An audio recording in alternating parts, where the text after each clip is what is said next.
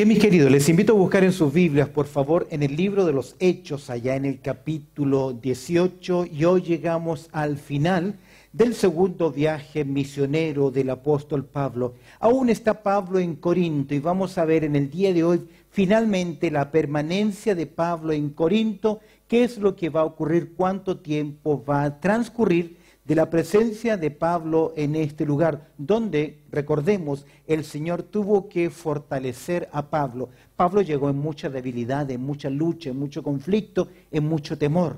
Posiblemente dado tal vez el fracaso en número de conversión que hubo en Atenas. Pablo estuvo entregado por completo a la predicación de la palabra, pero no hubo conversiones en aquel lugar. El Señor le lleva, es movido por el Espíritu Santo, está ahora en la ciudad de Corinto y como ya hemos dicho, Corinto era una ciudad difícil. Y es muy posible que muy pocas personas se atreverían a plantar una iglesia en aquel lugar porque era el infierno de una mujer virtuosa y el paraíso de un borracho. Los marinos mercantes que transitaban la mar y desembocaban en aquel lugar, decían, vamos a Corinto a corintiar. Es por eso que el Señor tiene que fortalecer a su siervo. Y en términos generales puedo decir que el Señor fortaleció en tres áreas al apóstol Pablo. ¿Cómo le fortaleció el Señor? Le proveyó nuevos compañeros. Cuando llega a trabajar en lo que Pablo era su oficio, se encuentra con un matrimonio, Priscila y Aquila. Y sin duda alguna, estos judíos creyentes fueron de gran fortaleza y compañerismo. Luego va a tener Pablo la visita de Tito. Recuerdas que llega con Silas y ahí nuevamente Pablo, Tito, Silas y estos matrimonios forman ese compañerismo, esa net de contención que el apóstol Pablo necesitaba. Finalmente el Señor tiene que revelarse en forma personal, darle una visión. Ya no solamente le fortalece a través de compañeros, sino a través de la confirmación. Y es claro el Señor con Pablo, ¿qué le dijo? Le dice, no temas, no calles, predica. Y finalmente vamos a ver cómo Dios fortalece al apóstol Pablo, porque surge una nueva congregación. Al mirar el verso 11, quiero que observemos juntos lo que ocurre con Pablo en esta estadía acá en Corinto. Al leer el verso 11 dice lo siguiente, la palabra del Señor. Y se detuvo allí 1 año y 6 meses, enseñándoles, ¿qué cosa? La palabra de Dios. Sin duda alguna, Pablo fue obediente. ¿Qué le dice el Señor? Mira, Pablo, yo tengo en este lugar, ¿qué? Mucho pueblo. Y es interesante que Pablo obedeció a la visión. Pablo, ya fortalecido por el Señor, no sale cuando se enfrentó problemas con los judíos, porque va a tener conflictos. Pero él tiene de parte del Señor una promesa. Nadie te va a tocar. Esa es la promesa del Señor. Ahora, Pablo sabe, va a enfrentar conflictos, pero obviamente su enfoque de ministerio ahora va a cambiar porque él ha recibido una nueva visión. Y esto es importante. Suele ocurrir en el ministerio que a veces el Señor comienza a cambiar la visión hacia el ministerio. Pensaba, ¿cuánto tiempo Pablo estuvo en Filipos? ¿Cuánto tiempo Pablo estuvo en Tesalónica? ¿Cuánto tiempo Pablo estuvo en Berea? Él no podía quedarse en aquel lugar 1 año y medio. No se quedó 1 año y medio, pero sí se queda 1 año y 6 meses acá en Corinto. ¿Por qué? Porque Dios le ha fortalecido y escúcheme bien, Dios le ha dado una visión que es diferente. Creo que Dios, cuando envía a la obra, escúcheme bien, no solo nos comisiona, sino que también nos capacita. Y creo en tercer lugar que Él también confirma el ministerio. Creo que cuando Dios envía a personas a la obra, no solamente nos comisiona, sino que también nos capacita, pero también confirma y lo hace, escúchame bien, poniendo a personas a nuestro lado. Una persona que es llamado al ministerio pastoral no puede decir que es pastor si no tiene ¿qué cosa? Ovejas. Es la forma en que Dios confirma. ¿Cómo confirmó Dios el llamado y la visión del apóstol Pablo? ¿Qué le dijo? Yo acá tengo ¿qué? Mucho pueblo. Ninguno de esos aún se había ¿qué? Convertido. Pero el Señor estaba garantizando el periodo de Pablo en Corinto. Si pudiera haberse quedado más tiempo, por ejemplo, en Tesalónica, Tal vez no hubiese escrito las 2 preciosas cartas que nosotros tenemos. Pero como se quedó Pablo en Corinto, en 2 Corintios capítulo 1, verso 1, dice que la predicación y la palabra llegó a todo el sector de Acaya. Eso significa que hay cosas, áreas o hay aspectos en la obra del Señor que nosotros no vemos, pero que Dios, ¿qué? Comienza a orquestar y planear. ¿Qué es lo que observamos de la estadía de Pablo en Corinto? En primer lugar, ya hemos dicho el periodo. Pablo se quedó 1 año y 6 meses. ¿Y qué se quedó haciendo? Enseñándoles la palabra de Dios. 2 cosas importantes. Comenzó primero llevándolos a Cristo, pero luego los edificó en Cristo Jesús. Y aquí hay algo importante, que es la obra del discipulado, que es el trabajo de ir formando a otras personas. El Evangelio sirve para alcanzar a nuevos creyentes, pero no para edificar a los creyentes. Los creyentes son edificados, como dice acá, ¿mediante qué cosa?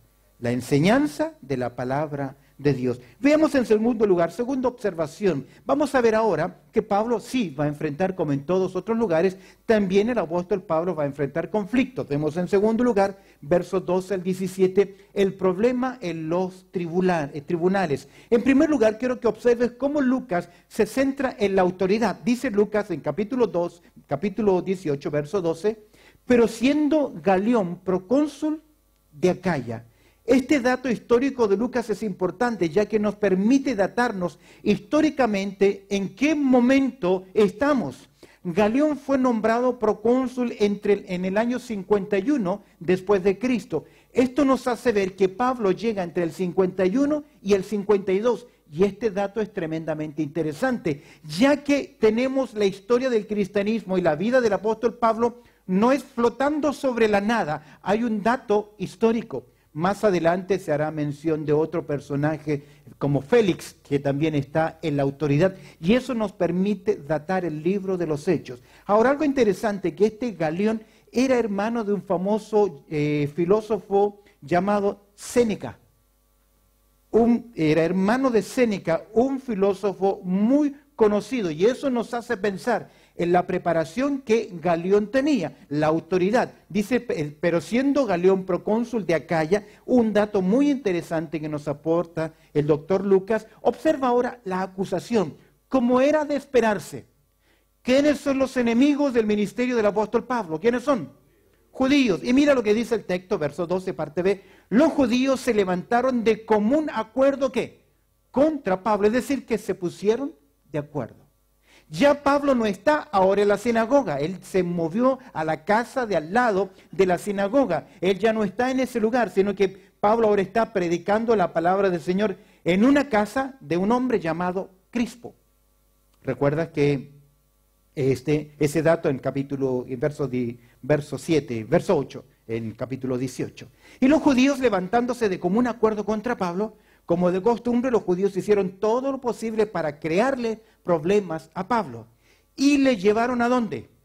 Al tribunal. Sin duda alguna los judíos estaban dispuestos aún a matar a Pablo, pero como vivían en una provincia romana, no que podían hacerlo. Tenían que utilizar el sistema judicial normal. Verso 13, mira la acusación. Dice el verso 13, diciendo, mira la sutileza que hay. Persuade a los hombres a honrar a Dios, ¿contra qué? La ley. No especifican contra qué ley. Es muy capciosa. Es interesante que los judíos en Filipo acusaron a Pablo que iba en contra de las costumbres. En Tesalónica, que era contravenía los decretos de César. Siempre buscando la sutileza. Y aquí dicen, él va en contra de la ley. No dicen de qué ley. Ahora, en Corinto, el judaísmo por ley estaba permitido. Entonces, todo lo que ocurría en torno a la práctica de la ley de los judíos, Roma, ¿qué hacía? Lo permitía. Aquí está la sutileza del enemigo, la táctica. Qué fácil es. Pablo predica en contra de la ley. Él está en contra de la ley, en contra del Pentateuco, en contra de los profetas, en contra de los salmos, en ninguna manera. ¿En contra de qué ley? Tal vez la ley de sus propias creencias. Pero al presentarlo suena una acusación fuerte pero obviamente la autoridad principal, en este caso Galión, se va a dar cuenta que la acusación es falsa o que eso es asunto de juego de religión. Ahora, dígame, qué fácil es en la confrontación usar los mismos términos, pero interpretarlos de forma diferente. Qué fácil es tomar la declaración de una persona, descontextualizarla y hacer decir a esa persona lo que él o ella que nunca quiso decir. Es una táctica muy antigua, que es sacar de contexto las palabras. Y eso fue lo que ellos hicieron. Porque ¿cuál fue la acusación? Verso 13. Este persuade a los hombres a honrar a Dios, ¿contra qué? ¿Es cierto? Si lo que más hacía el apóstol Pablo, ¿qué era? Honrar el nombre de Dios. ¿Cuál fue el accionar de la autoridad? Verso 14 al 16. ¿Qué pasa con Galión? ¿Qué hace él? Verso 14. Mira, ¿qué va a hacer Pablo? Común. Obviamente, si lo están acusando, tiene que presentar defensa. Y al comenzar Pablo a hablar, es decir, Pablo ahí es una plaza, no es una corte, es parte de la corte, es una plaza, hay lugar, hay gentío ahí, pueden escuchar el caso, pueden escuchar, hay auditorio presente. Entonces, al comenzar Pablo a hablar, Galión, ¿qué dice el texto? No le va a permitir. Galión dijo lo siguiente a los judíos: si fuera algún agravio o algún crimen enorme o judíos conforme a derecho, yo os ¿qué? Toleraría. Es decir, ¿qué le dice él? Si fuese realmente un caso con evidencia, yo lo estaría considerando. Pero, verso 15, si son cuestiones de palabras y de nombres y de vuestra ley, vedlo vosotros, porque yo no quiero ser juez, ¿qué? De estas cosas. Es decir, no me interesa, no hay caso suficiente. Los judíos quisieron aprovecharse de Galión, el procónsul, pero este era un romano muy imparcial. Recuerda que hermano de un filósofo. Es decir, sabía pensar, evaluar. Se daba cuenta que Pablo y sus amigos no habían cometido ningún delito y que los judíos trataban de utilizar la fuerza, la ley, con firmeza para apagar o silenciar a Pablo. Verso 16, ¿qué dice? ¿Cuál fue la decisión de él? ¿Ah? Finalmente, vemos aquí la autoridad, la acusación, el accionar de la autoridad, ¿cuál fue? Y los echó del tribunal. Galión no estaba interesado en lo más mínimo, porque él bien sabía que Pablo no estaba violando ninguna ley romana y no tenía la ley y no le interesaba la ley de los judíos. Así que los echó y se sacó el problema ¿de qué? De encima, se acabó. ¿Ves acá el problema en los tribunales, la autoridad, la acusación, el accionar de las autoridades? Pero esto no evitó ¿qué cosa? Que el gentío, que los testigos reaccionaran. Mira ahora el alboroto que se produce, verso 17. Entonces los griegos que estaban oyendo, apoderándose ¿de quién? De Sóstenes, principal de la sinagoga, posiblemente el vocero. ¿Recuerdas que anteriormente era Crispo el principal? Pero como se convirtió, ¿qué hicieron? Lo tuvieron que sacar y pusieron a otro. ¿Y qué hizo la multitud? Entonces todos los griegos, apoderándose de Sóstenes, principal de la sinagoga, le golpeaban delante del tribunal, pero Galión nada se le daba. ¿De qué? De ello. Es decir, que la gente, el populacho, el gentío, le dio a Galión lo que él, a Sóstenes, lo que él estaba pidiendo en contra de qué? De Pablo. Es decir, le jugó ¿qué?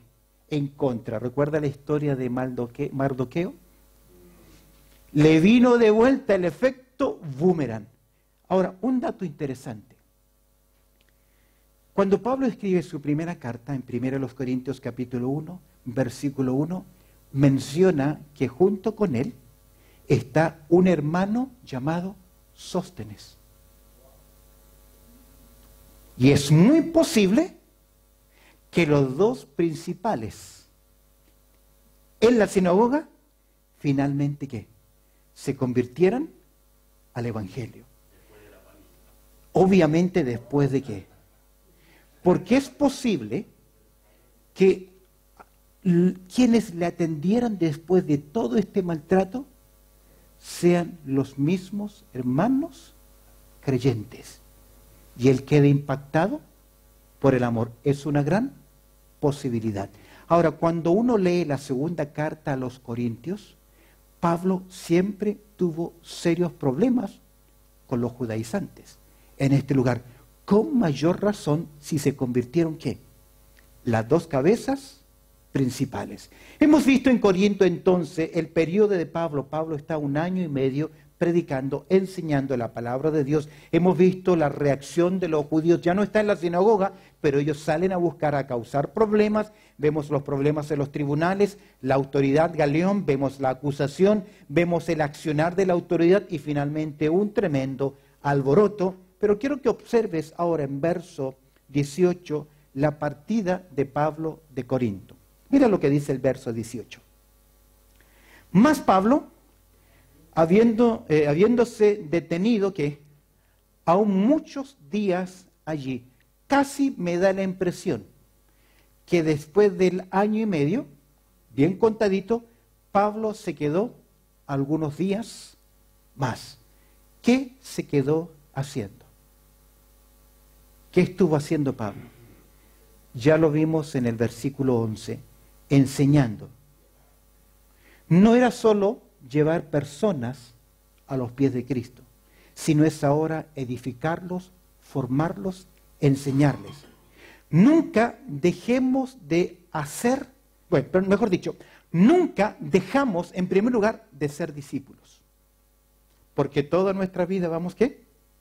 A aprender. Pero si es necesario hacer discípulos y luego dejarlos. ¿Dejarlos para qué? Tal como le escribiera Pablo a Timoteo en su segunda carta, en el capítulo 2, verso 2, segunda Timoteo, capítulo 2, verso 2, Pablo le escribe estas palabras a Timoteo. Lo que has oído de mí ante muchos testigos, esto encarga a hombres fieles que sean idóneos, y agrega, para enseñar también a otros. Nunca dejamos de ser discípulos. Pero en algún momento debemos terminar en personas el discipulado. ¿Para qué? Para que el día en que yo no esté, que usted no esté, alguien más pueda continuar ¿qué? La obra del Señor. Mas Pablo, habiéndose detenido aún muchos días allí, ¿y qué se dedicó a hacer? A enseñar.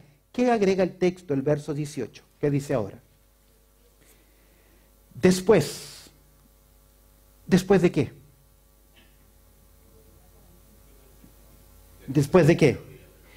Después de ese periodo de ministerio. El Señor le dijo, tengo pueblo, aquí tienes que estar, no calles, no tengas temor, predica. Pero Pablo ahora entiende que ese tiempo del Señor sea ¿qué? Se acabó.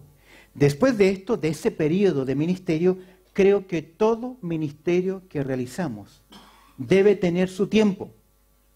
Una de nuestras grandes responsabilidades es para cuando se acaba ese tiempo, ¿qué es? ¿Qué es? Preparar a otra persona para que quede en nuestro lugar, que fue lo que hizo el apóstol Pablo. Debemos saber cuándo nuestro tiempo también ¿qué? Se termina, porque no estamos para siempre. Después, ¿qué hizo Pablo? Se despidió ¿de quién? De los hermanos. Qué interesante. Invirtió tiempo, trabajó con ellos. Lucas no nos relata este momento, pero cuando hemos tenido nosotros visitas de predicadores y llega el último día, el último servicio que tenemos con él, ¿qué hacemos nosotros? ¿Qué hemos hecho históricamente con todos los predicadores que han venido de afuera por un periodo de 2, 3, 4 semanas? ¿Qué hacemos? Sí, no solamente oramos por ellos, hacemos un lindo servicio, le damos unos regalos, algunos se encariñan tanto que hay lágrimas, hay regalitos. Lucas no nos dice eso. Pero cuando Pablo se despide de los líderes de la iglesia de Éfeso, se fueron a la orilla de la playa, se pusieron de rodillas y comenzaron a llorar. Cuando son las últimas palabras de despedida, hay mucho sentimiento, hay mucho recuerdo, hay mucha emoción. Recuerdo el día que junto a mi esposa y mis 4 pequeñitos, todos eran pequeños. Jeremy estaba aprendiendo a caminar, Emily venía en mis brazos y aún recuerdo la última imagen en el aeropuerto, pasando ya Policía Internacional. Gran parte de la congregación nos fue a despedir y había lágrimas. Había uno de mis queridos hermanos misioneros que no me podía mirar a los ojos de tanto llorar, porque sabía que posiblemente ya no nos volveríamos a ver. Esa es la emoción que hay aquí. Él dice que se despidió ¿de quién? Déjame decirte quiénes eran algunos de estos hermanos. Si tú abres conmigo tu Biblia en 1 Corintios, en el capítulo 6, mira conmigo en 1 Corintios, capítulo 6. Mira lo que dice el verso 9. 1 Corintios capítulo 6, verso 9. Dice, ¿no sabéis que los injustos no heredarán el reino de Dios? No erréis, ni los fornicarios, ni los idólatras, ni los adúlteros, ni los afeminados, ni los que se echan con varón, ni los ladrones, ni los avaros, ni los borrachos, ni los maldicientes, ni los estafadores heredarán el reino de Dios. Y esto dice el verso 11, 1 Corintios capítulo 6, y esto erais algunos, más ya habéis sido ¿qué? Lavados, ya habéis sido ¿qué? Santificados, ya habéis sido justificados en el nombre del Señor Jesús y por el Espíritu de nuestro Dios. ¡Wow! Esos eran los hermanos que Pablo se está ¿qué? Despidiendo. Obviamente que la vida de muchos de ellos necesitaron ayuda en su nuevo andar en Cristo. ¿Sabes por qué? Porque a veces no entendemos. La iglesia no es un lugar para atraer a las mejores personas del mundo. La iglesia es una sala de emergencias, donde tiene que venir ¿quién? El herido, el enfermo, el moribundo, el necesitado. Y nosotros no podemos hacer un proceso de selección a quién queremos o no dentro de la iglesia. Recuerdo estando en mi país. Quería comenzar la primera iglesia en mi país, allá en Chile, Santiago. Y llego a una iglesia para decirle, hermanos, estoy trabajando y tengo un grupo de hermanos y estamos buscando dónde congregarnos. La primera pregunta que me hicieron fue, ¿de qué sector son? Y yo le dije, tal sector. Ellos me dijeron, no los queremos acá. No queremos trabajar con ese sector. Comencé la iglesia aparte. No podemos ser así. Muchos, dice, y erais algunos de vosotros, dice Pablo, así. Pero ahora Pablo se despide ¿de quién? De sus hermanos. Eso significó que tuvo que invertir tiempo en la vida de ellos. ¿Y ocurrió qué? Al llegar al final del versículo 18 dice, y navegó a Siria, y con él ¿quién se fue? Priscila y Aquila, en esta ocasión acompañado de sus nuevos amigos. Punto 4 y terminemos las observaciones que hacemos de la permanencia de Pablo en Corinto. Ya hemos visto el periodo, el problema de los tribunales, ya ahora estamos viendo la partida de Pablo en Corinto. Quiero que observe finalmente la planificación de Pablo. En primer lugar, vamos a leer en verso 18, la segunda parte o parte B, una porción difícil. Dice el texto, y habiéndose rapado la cabeza en Cencrea, porque tenía hecho ¿qué?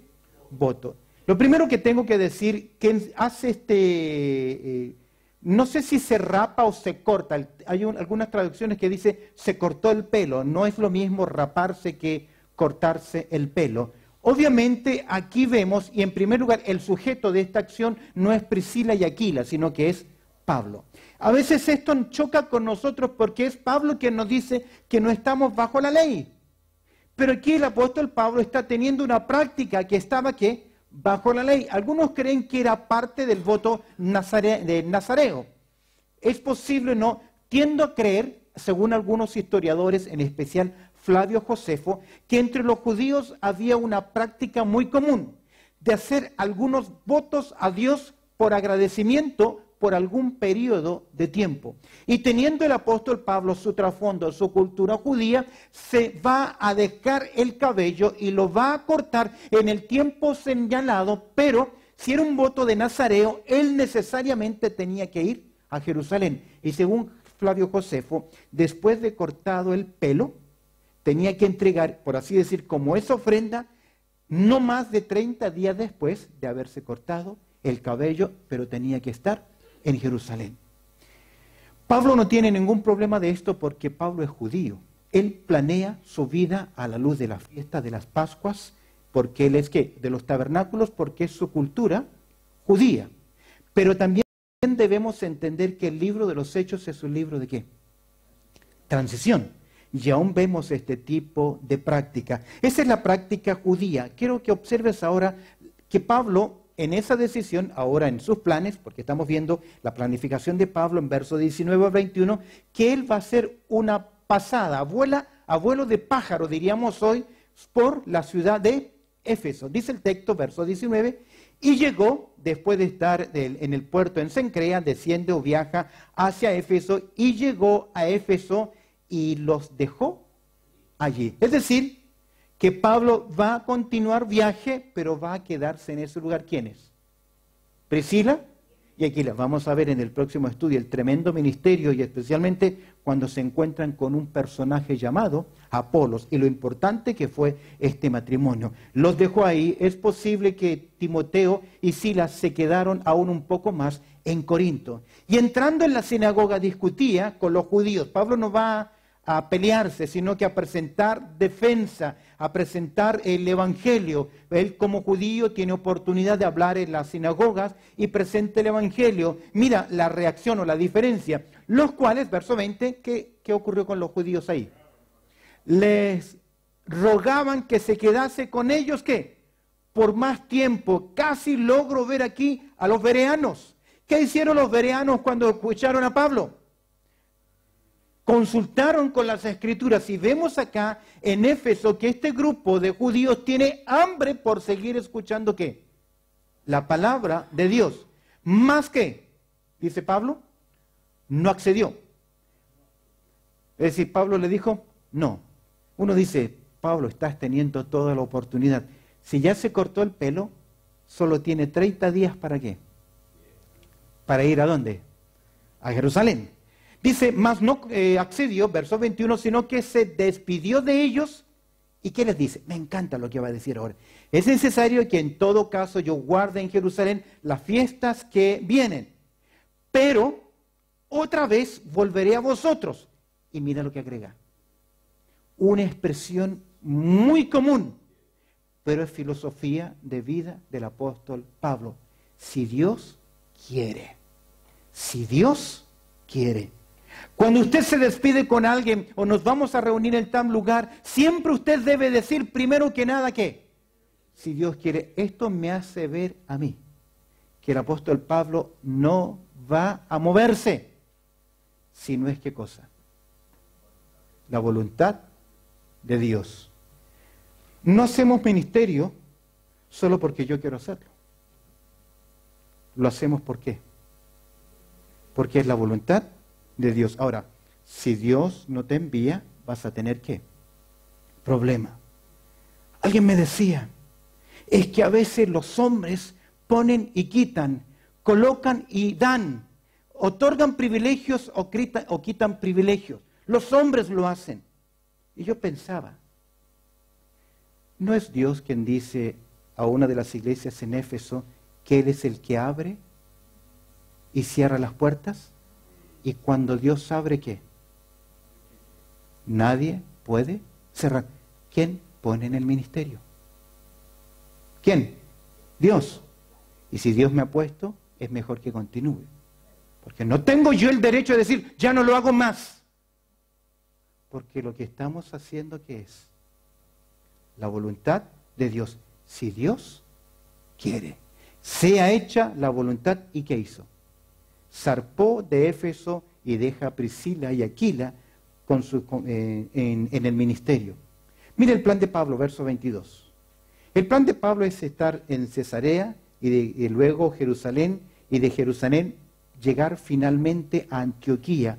¿Por qué Antioquía? Porque fue la iglesia de Antioquía que envió al apóstol Pablo. ¿Cómo se cierra el segundo viaje misionero? Habiendo arribado, ¿a dónde? A Cesarea, es decir, se queda ahí en el puerto de Cesarea. Es muy posible que se va a la casa de Cornelio. ¿Recuerdas quién es Cornelio? El primer gentil que se convierte. Y es muy posible que en esa casa, que en ese lugar hay una congregación. Y creo que de Cesarea él subió a Jerusalén, aunque no lo dice el texto. Pero dice el texto, subió para saludar ¿a quién? A la iglesia. Creo que la iglesia mencionada acá es la iglesia en Jerusalén. Es posible que esta referencia sea la iglesia en Jerusalén. ¿Con el fin de qué? Presentar sus saludos, sus respetos, contar de la obra. ¿Recuerdas que en Hechos capítulo 15 se determinó que se debía hacerse en el mundo gentil? Y yo creo que el apóstol Pablo va a decir a los líderes y a la iglesia allá en Jerusalén que él ha acatado en el mundo gentil el consejo que ellos habían dado. De esta forma mantiene la armonía, pero finalmente dice el texto que descendió ¿a dónde? A Antioquía. Y al llegar a Antioquía se pone fin al segundo viaje misionero. No nos dice Lucas qué hizo Pablo, pero ¿qué hace un misionero cada vez que regresa a la iglesia que le envía? Un reporte de cómo fueron 3 años de ministerio. Su segundo viaje misionero tomó 3 años. Muchas historias para recordar. Dios tuvo que fortalecer a su siervo y luego descendió a Antioquía. Pablo fue fortalecido por Dios, fue protegido por Dios y escúcheme bien, él se movió haciendo la voluntad de Dios. ¿Por qué? Porque Pablo es un siervo del Señor. Finalmente, la permanencia de Pablo en Corinto y el fin del segundo viaje misionero. Oramos al Señor. Bendito Padre Celestial, te damos gracias, Señor, por esta linda lección, por los énfasis, las decisiones, la fortaleza, el ejemplo que tenemos del apóstol Pablo. Te agradezco, Señor, y te pido que esta consideración, este estudio, Señor, panorámico de esta permanencia de Pablo en Corinto y su salida de este lugar, sea un desafío, un ejemplo también a nosotros, de que cuando tú nos llamas, tú nos fortaleces. Y cuando tú nos fortaleces, nadie puede hacer frente. Pero debemos movernos, como nos deja Pablo, haciendo siempre la voluntad de Dios, si Dios quiere. Te doy gracias, Señor, y en esa voluntad pedimos que tú nos lleves con bien de regreso a nuestros hogares y que en las próximas actividades tu palabra corra libremente y sea también glorificada. Oramos dándote muchas gracias a través del precioso nombre de Cristo Jesús. Amén y amén.